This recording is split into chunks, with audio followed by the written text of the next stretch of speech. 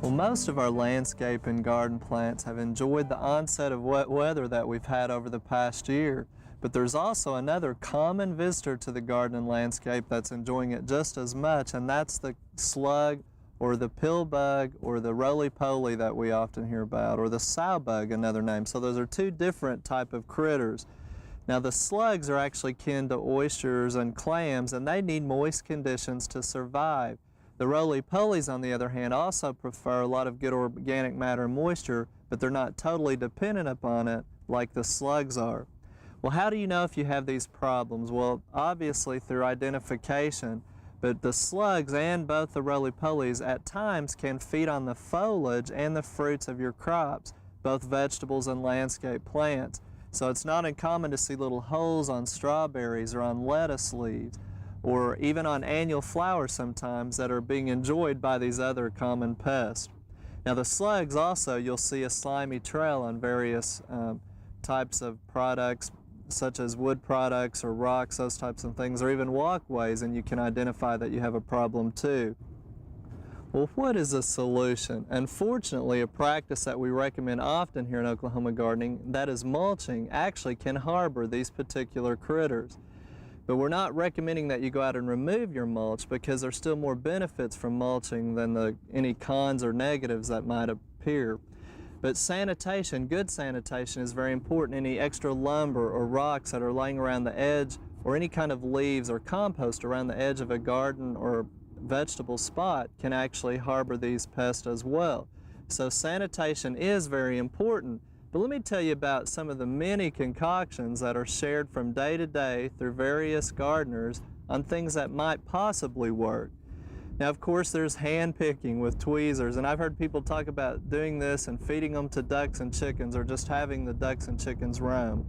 But there's also stories about pouring salt or diatomaceous earth around the edge of various border plants to affect the slugs when they crawl across it. Now that wouldn't work very well on the pill bugs, obviously.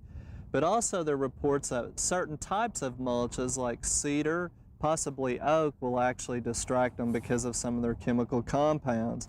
But one report through a national gardening test through the National Gardening Association found that some of their viewers, now again this isn't a scientific test, but some of their readers actually used copper barrier strips, and each time the slug would cross them, they would receive an electric shock because of their moisture in their body, and would actually keep them from coming in. Now obviously you could also trap some of these inside the garden if you're using it as a barrier, and the copper strips can be pretty costly. But of course there's also the traps using beer or yeast, and we have one here that's sold on the market. It's called the Slug Pub. And it's very nice. You can set it down at soil level here, fill the inside with beer mixture, and then once they fall in there, they drown, and it's easy to clean them out with this little separator there.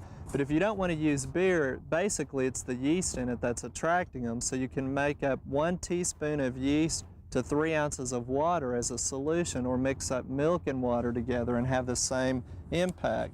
And again, you can trap hundreds of them in a little concoction like that. Now you'll also hear ideas about inverting melon rinds or cabbage leaves and letting them drown in there. There's even a report out from Cornell University that using quack grass, which is a common weedy grass around here, that you can dry that out, sprinkle it around, and there's a compound that will harm the slugs, but too much of it sometimes can also harm the plants. Things like coal ashes with sharp edges, and the sulfur in the coal ashes have even been reported.